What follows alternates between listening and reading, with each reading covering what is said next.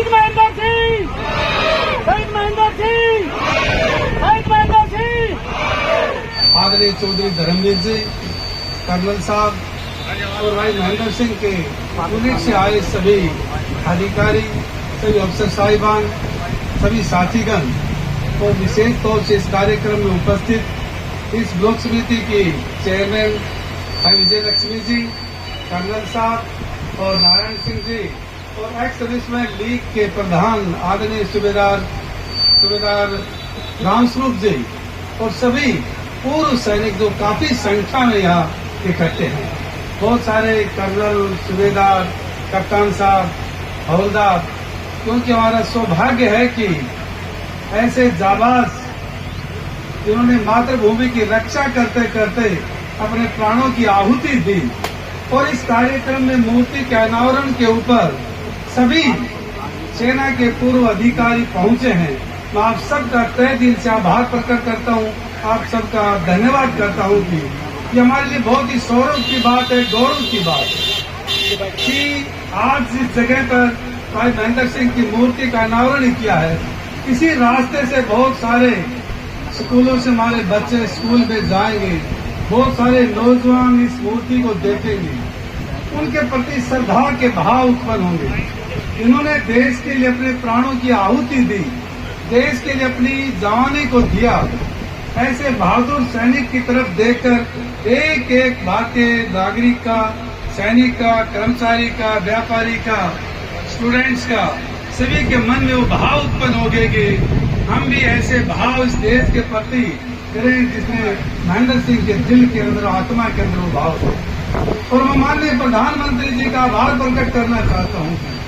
उनकी प्रेरणा के कारण भी पिछले 12 साल से लगातार आपने देखा होगा कि 12 साल पहले का भारत और 12 साल बाद के भारत के अंदर कितना अंतर है।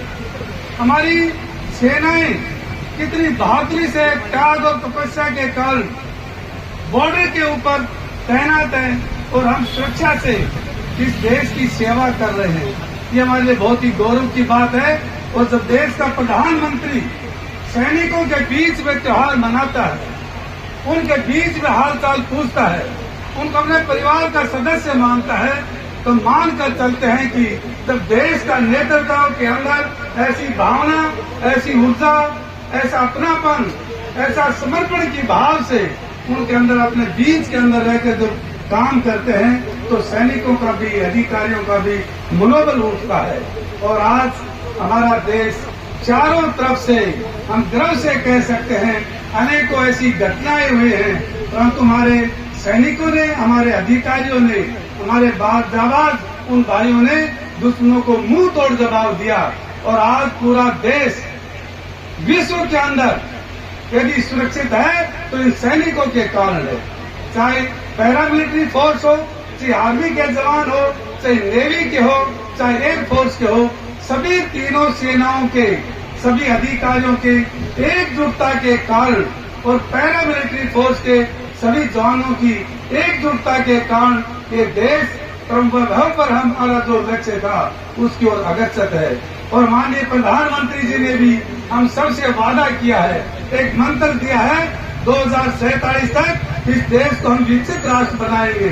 ये विकसित राष्ट्र इन बहादुर सैनिकों के त्याग, तपस्या और बलिदान के कारण, उनके समर्पण के कारण, किसान की आमदनी दुगनी हो इसके कारण, और सभी इस हरियाणा और प्रदेश के सभी लोगों की त्याग तपस्या के कारण ही 2047 तक माननीय प्रधानमंत्री ने जो सपना दिया है, हम 2047 तक इस देश को विकसित राष्ट्र बनाएंगे।